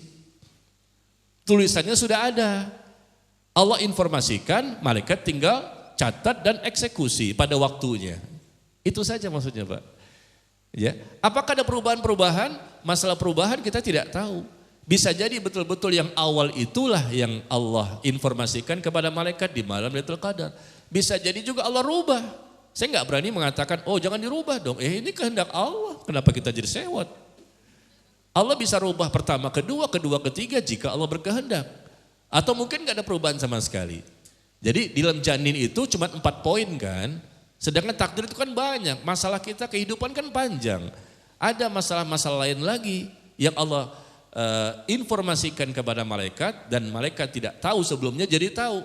Ya, tinggal malaikat mencatatnya untuk setahun ini apa yang mesti dikerjakan, kapan dieksekusinya, pada hari apa, kejadian apa, malaikat baru tahu. Nah kemudian nanti tinggal dieksekusi dan Allah melihat bagaimana perbuatan dari para malaikat. Ya seperti itu Pak. Wallahu a'lam bishawab. Silakan ibu-ibu. Assalamualaikum Ustaz. Bagaimana menyikapi lingkungan sekitar, misalkan ada ya sudah berpenampilan kelihatannya tuh sunnah, taat gitu, tapi pandangan matanya sinis, mulutnya tuh kata-katanya tuh pedas. Tapi ada juga yang jilbabnya tuh masih biasa tapi santun. Nah, itu gimana Ustaz? Ya, waalaikumsalam warahmatullahi wabarakatuh. Barakallahu fiik. Ya inilah kondisi kita ya, mohon maaf memang manusia berbeda-beda meskipun sama-sama ngaji loh. Bukan saja jamaahnya, Bu, ustadznya juga begitu. Ustadznya juga begitu. Enggak semua ustadz itu sama juga, ilmunya Masya Allah. Hafalannya Masya Allah. Penampilannya udah kayak sunnah banget, udah kayak wali. Tapi kok akhlaknya? Kan jadi pertanyaan kan masalah akhlak kan. Ada orang biasa-biasa saja tapi akhlaknya baik gitu loh. Mudah senyum, wajahnya ceria, enak dipandang, ya ngomongnya lemah lembut, sopan, ya menghormati orang lain, kalau ketemu jabat tangan, enak gitu loh, menyenangkan. Ya, tapi ada orang lain, Masya Allah, ya padahal kalau kita lihat penampilannya, casingnya tuh udah kayak wali bener. Ya, wali murid, wali kelas, wali santri dan lain-lain. Ya.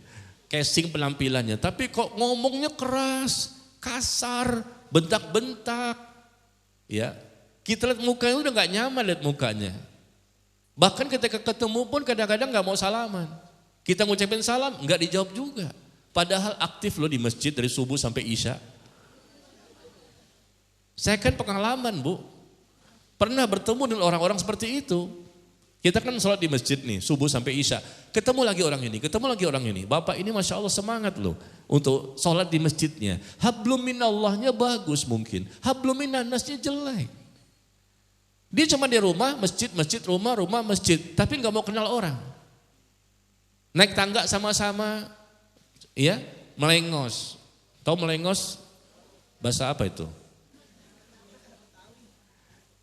Ajak ngobrol, ya seperlunya aja jawab, iya, enggak, udah, ya. Apa ini ya Allah, enggak enak banget ya. Bukan ini muslim yang baik. Muslim yang baik seperti apa kata Rasulullah? Akmalul mu'minina imanan ahsanuhum khuluqa. Mukmin yang paling sempurna imannya, yang paling baik akhlaknya. Iya, tidak mau bergaul dia, tidak mau tegur sapa. Kalau kita nggak tegur, dia diem. Kalau kita negur, baru dia ngomong, baik Pak, baik. Udah, Assalamualaikum, kadang jawab, kadang enggak. Padahal kalau kita lihat kan sama-sama kita di masjid loh, sebelah-sebelahan. Nggak mau ngomong, nggak mau negur sama siapapun. Mukanya tuh nggak nyaman. Ada orang seperti itu. Padahal kita lihat ini secara umum ya, bukan masalah sunnah dan tidak sunnah. Secara umum, orang yang sholat itu kan berarti kita perkirakan baik lah gitu ya. Kita perkirakan dia sholat kok tertutup auratnya dengan penampilan sunnahnya, casingnya bagus. Perkiraan kita wah bagus ini enak nih ajak ngobrol. Nggak enak juga. Ketus, mudah tersinggung, mudah marah. Terutama ibu-ibu nih di akhir bulan. Terutama ibu-ibu di akhir bulan. Karena suami belum gajian. Padahal suami udah ngasih tuh 50 juta per bulan. Amin dong. Duit aja amin. Iya, 50 juta cukup gak Bu sebulan? Kenceng banget alhamdulillah. Iya, padahal yang biasa suami kasih cuma 75. Apalah 50 juta ya. Iya, jadi seperti itu ya. Kenapa bisa seperti itu? Akhlaknya tidak baik, pada casing penampilan. Mungkin dia, ya wallahu alam ya. Mungkin niatnya waktu belajar Islam ini tidak ikhlas. Sehingga Allah tidak berikan keberkahan-keberkahan pada perubahan tabiatnya, wataknya, perangainya dan lain-lain. Mungkin ya yang pertama niatnya tidak ikhlas. Yang kedua, bisa jadi ada orang yang memang belajar Islam tapi tidak mengikuti syariat, tidak mengikuti sunnah, sehingga akhlaknya pun tidak benar. Atau ada orang yang ikhlas niatnya ketika mempelajari Islam dan dia pun mengikuti sunnah sesuai syariat, Quran, hadis segala macam sama ya, tapi kok akhlaknya masih nggak bagus. Kenapa? Karena ternyata pemahaman dia yang salah. Ayatnya benar, hadisnya benar, dia salah memahami. Ada 3 sebab kenapa orang itu sesat. Sesatnya manusia, menyimpang manusia, salahnya manusia. Pertama, karena dia nggak ikhlas dalam menuntut ilmu, nggak ikhlas dalam beribadah. Akhirnya sesat, jadi rusak dia meskipun penampilannya bagus. Allah nggak berikan keberkahan dari ilmunya. Yang kedua, dia mungkin ikhlas. Iya. Dan dia tahu ilmunya, paham dia, memang harus begini, harus begini, harus begini. Tapi dia tidak mau mengamalkan ilmunya. Yang pertama, karena dia nggak ikhlas. Yang kedua, dia berilmu, dia pun ikhlas. Tapi nggak mau mengamalkan ilmu, akhirnya nggak berkah. Nggak berkah dia menjadi seorang muslim yang lebih baik. Karena hal jazaul ihsan illal ihsan, fabi ayyi ala rabbikuma tukadziban. Tidak ada balasan dari kebaikan, melainkan kebaikan juga yang Allah berikan. Kita melakukan kebaikan, akan jadi lebih baik kita kalau kebaikan itu diterima. Kebaikan akan berdampak kita mudah melakukan kebaikan berikutnya. Akhlak semakin baik kenapa? Karena akidahnya benar, ibadahnya benar. Outputnya, hasilnya akhlak. Akhlak ini kan hablum minallah, hablum minannas. Hablum minallah barangkali baik, hablum minannasnya rusak. Berarti ada sesuatu perkara yang berkaitan dengan rusaknya akidah dan ibadahnya. Coba kita evaluasi masing-masing. Kenapa jadi seperti ini? Ya, dendam, kesumat, hasad, iri, dengki, riya, sum'ah, ujub, sombong, buruk sangka, semua ini enggak benar kan? Mukanya juga enggak nyaman dilihat, cemberut, cembetut, perkutut. Ada apa ini? Mungkin ya akidahnya ada yang rusak, ibadahnya ada yang rusak. Tadi saya katakan mungkin dia enggak ikhlas dalam ibadahnya atau menjadi orang yang belajar tentang Islam. Yang kedua, dia tahu ilmunya, dia pelajari benar, tapi dia tidak mau mengamalkan. Karena enggak mau mengamalkan, akhirnya enggak mendapatkan kebaikan-kebaikan berikutnya. Akhlaknya pun jadi rusak. Atau yang ketiga, kenapa orang itu sesat? Pertama ikhlas, ya, tapi ternyata dia enggak ikhlas, akhirnya sesat. Karena niat yang tidak baik, bukan karena Allah, pasti nanti dia menjadi sesat. Falamma zaqu azaqallahu qulubahum. Ketika dia berpaling bukan karena Allah, karena mengharapkan wajah Allah, Allah palingkan hati mereka. Allah menyesatkan manusia itu gampang, tinggal hatinya diklik aja dikit. Hatinya doang diklik, dirubah sedikit udah menyimpang. Hatinya Allah rubah ya, tidak menjadi berada di atas siratal mustaqim. Yang ketiga apa? Dia berilmu, dia ikhlas. Dia mengamalkan ilmunya, apalagi sebab kesesatannya. Ternyata dia ikhlas, dia berilmu, bahkan mengamalkan ilmu dengan sungguh-sungguh, dengan semangat istiqomah. Ternyata ilmu yang dia pelajarinya tidak benar. Meskipun ikhlas, meskipun sungguh-sungguh, meskipun dia mengamalkan, ternyata tidak sesuai dengan Quran dan hadis. Sehebat apapun seseorang sampai kuliah di Mekah sana, Mekah Al-Mukarramah S1, S2, S3, wah jurusan akidah, wah hebat kan? Ya, ikhlas gak dia? Mungkin dia ikhlas. Mengamalkan gak? Mungkin mengamalkan. Sungguh-sungguh sampai S3 di sana, profesor, doktor, sampai ke Indonesia, kok menyimpang? Banyak sekali ucapan statement-statementnya yang, ini kan semua orang tahu kok ini salah, kok dia bisa menyimpang? Karena bisa jadi, ya, dia tidak mengambil rujukan Quran dan Sunnah dalam memahami Islam. Atau mungkin nomor dua, dia tahu ilmunya tapi mengikuti hawa nafsu. Karena sesuaikan dengan organisasinya, disesuaikan dengan ormasnya, disesuaikan dengan kelompoknya. Enggak boleh, Islam itu bukan kelompok-kelompok organisasi maupun ormas. Islam itu apa kata Allah, apa kata Rasul, udah cukup. Apa kata para sahabat. Ini sebab-sebab ya, coba kita evaluasi. Mungkin gak ikhlas, mungkin yang kedua dia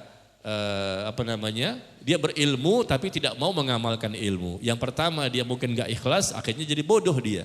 Ya, yang kedua berilmu tapi tidak mau mengamalkan ilmu, jadinya sesat. Yang ketiga dia ikhlas, dia berilmu, dia mengamalkan ilmu, tapi kok sesat juga ya. Semua agama sama, semua agama benar, jilbab gak wajib bagi wanita. Apa orang bodoh itu? Profesor doktor juga yang mengatakan jilbab gak wajib. Memang gak wajib jilbab bagi laki-laki. Bagi wanita masa gak wajib, ayatnya ada, hadisnya ada. Bayangkan selevel beliau bisa sesat.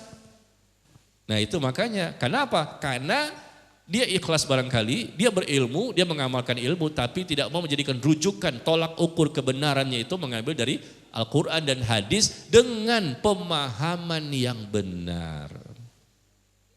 Barangkali itu ya sebab-sebabnya kenapa akhlak itu kok bisa berbeda satu dengan yang lain. Saya katakan tadi bukan hanya jamaahnya, ustadznya pun ada yang begitu. Ada ustadz yang lembut, enak ngomongnya, retorikanya, orangnya baik, mudah memaafkan, wajahnya berseri-seri, ya enak lah pokoknya bergaul dengan hablum minannas itu enak. Tapi ada ustadz tertentu yang orang ketakutan kalau dekat-dekat dengan dia. Galak gitu ya, mudah marah, serem dan lain-lain. Nah itu harus diperbaiki juga. Ya akidahnya benar, ibadahnya benar, mungkin ilmunya benar, manhajnya benar. Tapi ketika akhlaknya tidak benar, berarti ada sesuatu pada ilmunya, pada akidah dan ibadah. Karena akhlak itu adalah output hasil dari akidah dan ibadah yang benar. Wallahu a'lam bishawab. Sampai jam berapa kita ini? Hah? Cukup apa terus? Cukup. Sudah capek ya? Yang capek yang ngomong kayak denger sih. Tadi Bapak kesian udah angkat tangan nih. Ya Pak ya? Satu lagi ya Bu ya. Kesian udah angkat tangan, nanti ngambek sama saya lagi marah. Silakan Pak, ada pakai mic. Bismillah. Ustaz, terkait dengan wajah Allah, apakah Allah Azza wa Jalla itu bisa terlihat wajahnya pada semua penduduk surga atau hanya sebatas tingkatan-tingkatan atau level-level surga tertentu? Barakallahu fiik. Afikum barakallah. Iya, bagus pertanyaannya. Bu, dengarkan ya. Ketika masuk surga, kita diinformasikan dalam Al-Quran dan hadis bahwa orang yang menjadi penduduk surga bisa melihat wajah Allah. Ini kan masalah yang gaib ya, kita nggak tahu. Dan kita pun belum pengalaman juga, belum pernah juga ke sana. Tapi karena ada info dari Quran dan hadis bahwa penghuni surga bisa melihat wajah Allah. Dan kata Rasul setiap pagi dan petang. Dan disebutkan secara umum penghuni surga. Berarti semua penghuni surga bisa melihat meskipun tingkatannya paling bawah. Ya. Kita tahu surga itu ada berapa tingkatan? 7. Ibu pengalaman dari mana? Hah? Diketahui. Taunya dari mana? Dari belajar. Belajar di mana? Saya kejar terus loh. Berapa tingkatan surga? Siapa yang pengalaman? Tingkatan surga di hadis Rasul katakan 100. Oh 7 dikit amat. 7 itu tingkatan neraka. Jangan dibalik loh. Pintu neraka ada 7, pintu surga ada 8. Saya belum pengalaman ke sana, tapi saya tahu ada dalilnya. Pintu surga ada 8 yang besar-besar, pintu utamanya. Pintu neraka ada 7 berdasarkan di surah Al-Hijr. Ya, tapi tingkatan beda dengan pintu, Bu. Tingkatan beda dengan pintu. Tingkatan pertama, kedua, ketiga, keempat. Pernah saya sampaikan di sini kok pada pertemuan sebelumnya. Tingkatan tertinggi surga namanya surga Firdaus. Yang paling tinggi, yang paling tengah, paling nikmat, paling indah. Itu surga Firdaus paling tinggi. Di situlah para semua nabi dan rasul, orang-orang saleh dan salehah, orang bertakwa. Mudah-mudahan kita bisa di sini. Ya, bertemu dengan Nabi Muhammad SAW. Nah, 100 tingkatan ini kata Rasulullah, ya. Dan seseorang masuk surga sesuai dengan kadar amal solehnya. Mereka masuk surga tapi mungkin tingkatan ke-5, ke-10, ya 30, 70, ya seterusnya sampai tingkatan yang tertinggi. Ya sesuai dengan iman dan amal soleh yang dia miliki. Ya, tapi masuk surganya seseorang bukan karena amal dan sesuatu yang dia lakukan selama di dunia. Masuk surga karena rahmat Allah. Masuk surga karena rahmat Allah. Tapi amal kita ini berfungsi untuk menentukan tingkatan surga, tingkatan mana. Karena ada 100 tingkatan. Dan masing-masing tingkatan seluas langit dan bumi. Tingkatan pertama seluas langit dan bumi, kedua langit dan bumi, ketiga langit dan bumi. Dan jarak masing-masing tingkatan, pertama, kedua, dua, ketiga, tiga, keempat. Itu pun jaraknya seperti jarak langit dan bumi. Coba bayangkan besarnya surga gimana itu. Ini kan kata Rasulullah di hadis yang sahih. Jaraknya seperti jarak langit dan bumi, luasnya seluas langit dan bumi. Diperuntukkan bagi siapa? Orang-orang yang bertakwa. Wasari'u ila maghfiratin rabbikum wa jannatin arduhas samawati wal ard uiddat lil muttaqin. Ya, bersegeralah kalian menuju ampunan dari Allah dan mendapatkan surga yang luasnya seluas langit dan bumi yang diperuntukkan bagi orang-orang yang bertakwa. Ya, kembali kepada pertanyaan tadi bahwa penduduk surga yang bagian manakah kira-kira yang bisa melihat wajah Allah? Mungkin ada penduduk surga yang lain, mungkin nggak bisa melihat. Itu nggak ada keterangannya begitu Pak ya.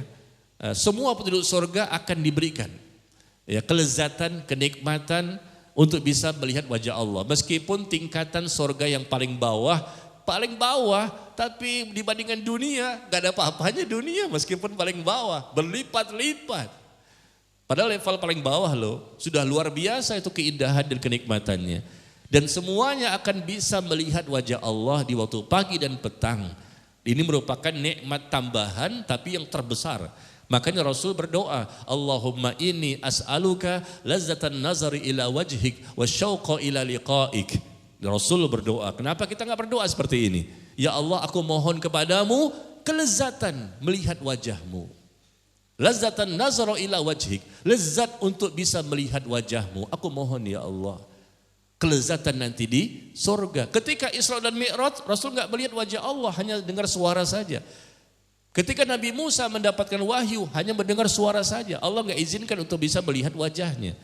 Nanti ketika masuk surga, Rasul pun mencontohkan doanya agar kita bisa terpilih juga. Allahumma inni as'aluka lazzatan nazari ila wajhik wasyauqa ila liqa'ik. Ya Allah, aku mohon kepadamu kenikmatan, kelezatan untuk bisa melihat wajahmu dan adanya kerinduan untuk bertemu denganmu.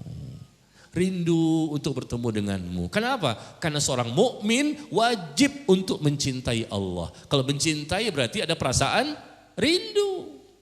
Mencintai Rasul Nabi Muhammad SAW. Kalau mencintai berarti ada perasaan rindu. Sekarang saya tanya ibu-ibu, cinta gak sama suaminya? Bu, cinta gak sama suaminya? Berarti ibu rindu gak sama suami? Rindu gak? Pengen pulang sekarang? Iya, seperti itu ya. Wallahu a'lam bishawab. Wassallallahu ala nabiyyina Muhammad. Walhamdulillahirabbil alamin. Subhanakallahumma wa bihamdika asyhadu an la ilaha illa anta astaghfiruka wa atubu ilaik. Wassalamualaikum warahmatullahi wabarakatuh.